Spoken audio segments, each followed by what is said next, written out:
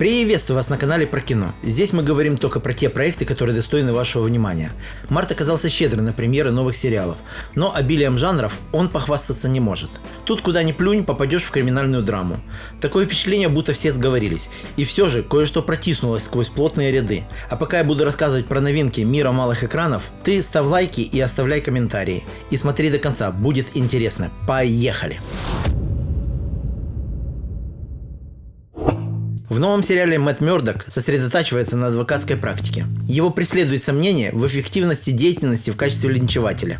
Но возвращение влиятельного криминального авторитета Уилсона Фиска, баллотирующегося на пост мэра Нью-Йорка, вынуждает Мёрдока вновь надеть маску сорвиголовы.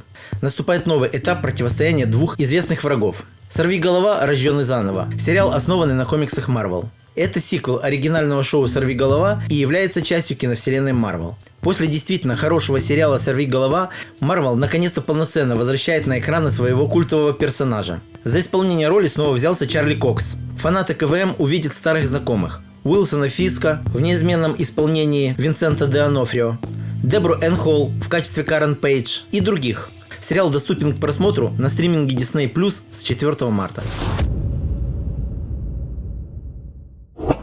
Эта история разворачивается на Сицилии в 19 веке. Наступили времена неизбежных перемен, угрожающих привычному укладу аристократии. Молодой и амбициозный племянник князя примыкает к гарибальдийцам. Такой поступок вызывает неоднозначную реакцию в семье. Ситуация усугубляется, когда Танкреди влюбляется в Анжелику Сидару, дочь недавно разбогатевшего мэра Дона Фугаты. Этот союз символизирует слияние старой аристократии с новой буржуазией. «Леопард» – историческая драма из 6 серий. Это экранизация одноименного романа Джузеппе Томази ди Лампедуза. Режиссером проекта выступил Том Шенкленд, известный зрителю по работе над «Карточным домиком». Зритель отмечает качественную постановку, яркость событий и высокий уровень актерской игры, особенно Бенедетты Перкароли и Девы Кассель. Это первая большая роль карьеры дочери актерской четы Моники Беллуччи и Винсента Касселя.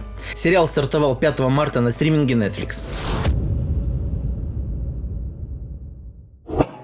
Сериал рассказывает о Микки Фицпатрик, офицере полиции Филадельфии. Она патрулирует район с высоким уровнем наркомании. После того, как в ее районе происходит серия жестоких убийств, Микки берется за расследование. Одновременно главная героиня пытается найти свою сестру Кейси, которая исчезла и может быть связана с происходящими событиями. «Алая река» – сериал в жанре криминальной драмы. В ее основу лег одноименный роман Лиз Мур. Главную роль исполнила Аманда Сейфрид. Она номинировалась на премию «Золотой глобус» и «Оскар» в категории «Лучшая актриса второго плана» за исполнение роли Мэрион Дэвис в фильме «Манк». «Алая река» – достойная драма о непростой жизни людей, которым не повезло. Это в первую очередь драма, а затем уже детектив. Сериал не оставит зрителя равнодушным. И если вы любите посмотреть что-то мрачненькое с философским оттенком, то это сериал для вас. Премьера состоялась 13 марта 2025 года на платформе Peacock, где вы и можете его посмотреть. Сюжет разворачивается вокруг 13-летнего подростка. Джейми Миллера обвиняют в убийстве одноклассницы Кэти Леонард. В ходе расследования становится известным, что Джейми стал объектом травли в социальных сетях. Причина инцидента была связана с субкультурой инцелов. Так называют людей, не способных найти сексуального партнера. «Переходный возраст» – британский сериал, состоящий всего из 4 эпизодов. Это криминальная драма, показанная в стиле one-shot, то есть снятая одним непрерывным кадром. Яркий пример такого стиля – фильмы «Бёрдман» и «1917». В актерской команде выделяются Стивен Грэм, о котором мы упоминали совсем недавно в сериале «1000 ударов», и Эрин Доротти, известная исполнением роли принцессы Анны в телесериале «Корона». Сюжет, идея, сценарий, кастинг, постановка – все на высшем уровне. Премьера сериала состоялась на платформе Netflix 13 марта. Кстати, этот проект рекомендовала в своих комментариях наша подписчица с ником Альгуша. И снова Филадельфия. Двое друзей, Рэй и Мэнни, выдают себя за агентов управления по борьбе с наркотиками. Это помогает им грабить мелких наркодилеров, которые все равно не станут обращаться в полицию. И все бы продолжалось гладенько, но парочка незадачливых аферистов по ошибке посягают на слишком крупную цель. Но очень скоро друзьям приходится столкнуться с последствиями своих дерзких поступков. «Нарковоры» – еще одна мартовская криминальная драма. Проект является экранизацией одноименной книги Денниса Таффои. Среди исполнительных продюсеров сам сэр Ридли Скотт, что само по себе уже является привлекательным. Главные роли исполнили номинант на премию «Оскар» Брайан Тайри Генри И Вагнер Маура, номинант на «Золотой глобус» за роль Пабло Эскобара в хитовом сериале «Нарко». Сериал в большей части адресован любителям криминальных драм с элементами комедии. Проект стартовал 14 марта на Apple TV+, и на сегодня имеет достойный рейтинг, который составляет 7,5 балла. Сюжет этой истории разворачивается в Белом доме. Во время официального банкета в честь премьер-министра Австралии совершается загадочное убийство главного швейцара резиденции. Расследование преступления поручается эксцентричной женщине-детективу Корделии Кап. Ей предстоит найти убийцу среди сотрудников и гостей Белого дома. «Резиденция» – это детективный сериал, состоящий из 8 эпизодов. В основе сюжета лежит одноименная книга Кейт Андерсон Брауэр.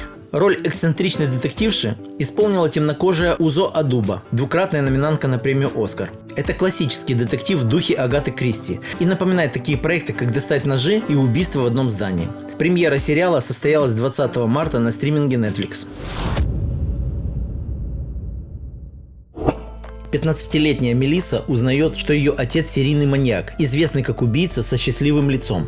Годы спустя он снова появляется в ее жизни. Мелиссе стает известно еще об одной жертве, за убийство которого осужден невиновный человек. Мелисса вынуждена пройти сложную психологическую игру, чтобы восстановить справедливость.